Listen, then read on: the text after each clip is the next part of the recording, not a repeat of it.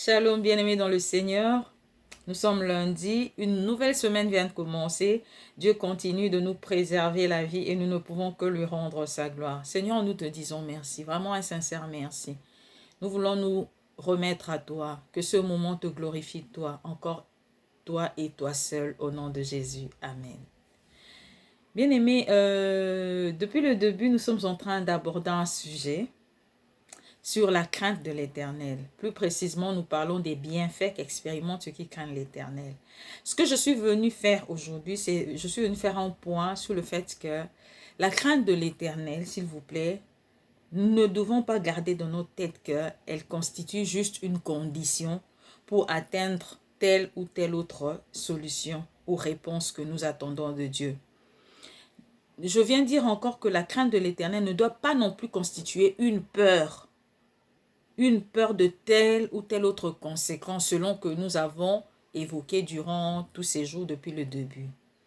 Bien-aimés, je veux que nous sachions que la crainte de l'Éternel est avant tout le respect à Dieu et l'honneur à notre Dieu. Pour que nous arrivions à respecter quelqu'un ou l'honorer comme il se doit, nous devons commencer par l'aimer. Très important. Je vais vous donner un exemple banal. Nous sommes dans une famille recomposée, un papa qui vient avec sa fille et maman qui vient aussi avec sa fille d'à peu près même âge. Et la dame confie une seule et même tâche à ses deux enfants. Mais l'enfant de monsieur, comme elle n'apprécie pas beaucoup madame, la femme de son père, cet enfant va voir dans cette tâche comme une corvée, une punition. C'est comme si on lui a confié quelque chose de pénible, un travail pénible. Et par contre, on verra que pour l'enfant de la dame, si elle aime vraiment sa mère, pour elle, ce sera un sujet de joie que d'aider sa mère ou d'accomplir cette tâche pour sa maman. Vous comprenez que l'amour joue et de beaucoup dans ce qui concerne le respect et l'honneur que l'on peut apporter à quelqu'un. Je me souviens même, quand j'étais à l'université, en 3e graduat, je pense, parce que j'ai fait les sciences de gestion, j'avais un professeur qui s'appelait Mesa Kiboba.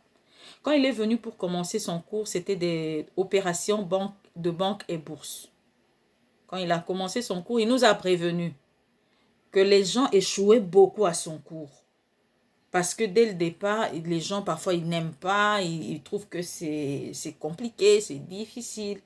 Et donc, moi, ayant entendu ça, qu'est-ce que j'avais fait? Je me suis dit, non, je dois aimer. Et puis, je ne manquerai pas un seul jour pendant son cours. J'étais présente dans son cours.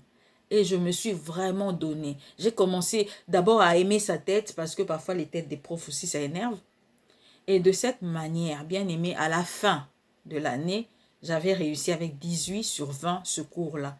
Parce que je m'étais donnée. En fait, l'amour compte pour beaucoup dans le respect et l'honneur à quelqu'un, dans la crainte même, si nous voulons maintenant revenir à la crainte de l'Éternel.